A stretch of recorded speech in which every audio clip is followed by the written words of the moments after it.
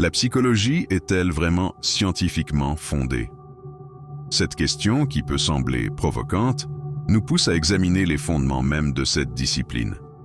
La psychologie, contrairement à des sciences comme la biologie ou la physique, traite de l'esprit humain, ce qui la rend parfois plus subjective.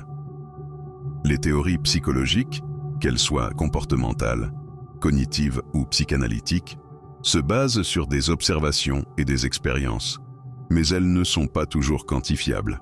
Toujours est-il que des approches comme le behaviorisme ont transformé la psychologie en une science plus rigoureuse, en se concentrant sur les comportements observables. Les chercheurs analysent des données statistiques, mettent en place des expériences contrôlées pour valider des hypothèses, et établissent des modèles qui cherchent à prédire le comportement humain.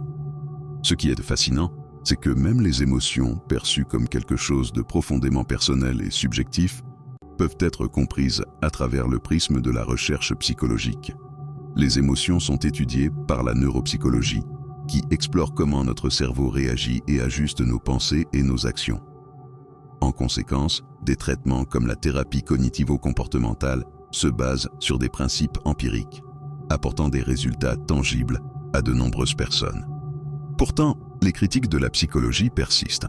On parle de biais dans les études, de déterminisme dans certaines théories, voire de l'influence de la culture sur l'interprétation des comportements.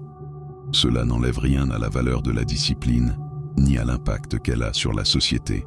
Les avancées en psychologie, qu'elles viennent de la recherche sur la résilience ou du développement personnel, touchent à des aspects cruciaux de la vie humaine. Finalement, la psychologie est un outil puissant, mais il demeure essentiel de garder un esprit critique.